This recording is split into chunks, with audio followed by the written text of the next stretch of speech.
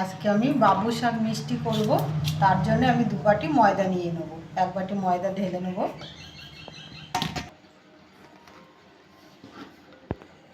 স্বাদ মতো লবণ দিয়ে দেবো, বেকিং পাউডার দিয়ে দেবো, ঘি দিয়ে দেবো, ভালো করে মেখে নেব। আপনারা যদি ঘিটা না খান তাহলে সাদা তেল দিয়েই করবেন। আমি ভালো করে মিশিয়ে নিয়েছি। আমি এবার জল দিয়ে মেখে নেব।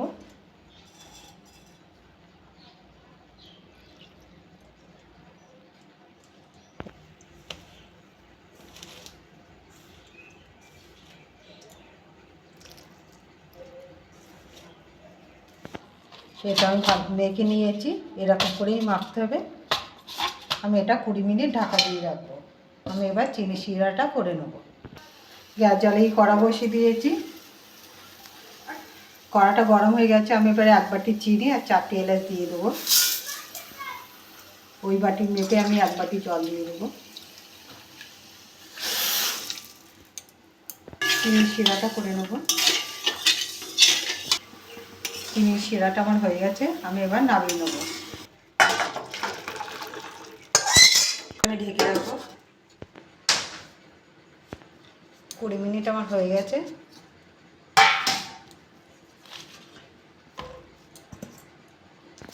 এরকম করে নেব।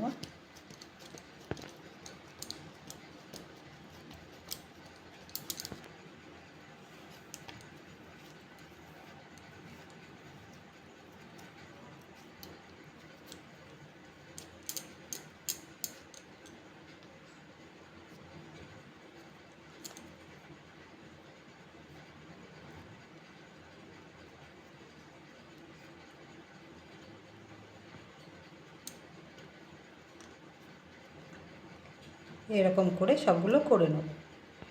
এটা যে এরকম আছে এরকমই থাকবে, মানে এটায় রস ঢুকে যাবে। এরকম করে সবগুলো করে নেব। সবগুলো হয়ে গেছে। আমি এবার গ্যাসটা জ্বেলে নেব। গ্যাস জ্বালিয়ে কড়াটা বসিয়ে দিয়েছি, আর কড়াতে আমি তেল দিয়ে দিয়েছি। তেলটা আমার হালকা গরম হয়েছে। আমি এবার দিয়ে দেবো।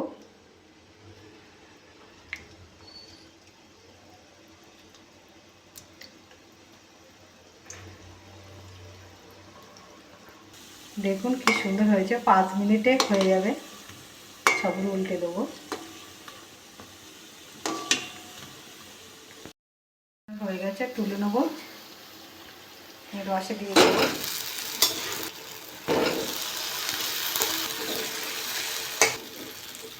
উল্টে পাল্টে ভালো করে রস ঢুকে নেবো।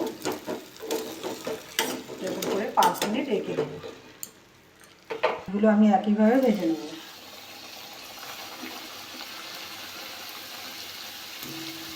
পাঁচ মিনিট আমার হয়ে গেছে। সবগুলো তুলে নেব। সবগুলো তুলে নিয়েছি। এগুলো আমার হয়ে গেছে, আমি তুলে নেব। তুলে শিরায় দিয়ে দেবো।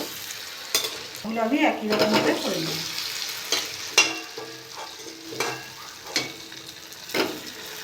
হয়ে গেছে, আমি এবার তুলে নেব। সবগুলো তুলে নিয়েছি। ঝটপট এরকম বানিয়ে খেলে পুজোর সময় আর মিষ্টি কিনতে হবে না বাইরে থেকে, বাড়িতেই করে খাওয়া হয়ে যাবে। এরকম করে বাড়িতে করে খাবেন। খেয়ে ভালো লাগলে আমার চ্যানেলটাকে লাইক করবেন, শেয়ার করবেন, কমেন্ট করবেন, সাবস্ক্রাইব করবেন। ধন্যবাদ।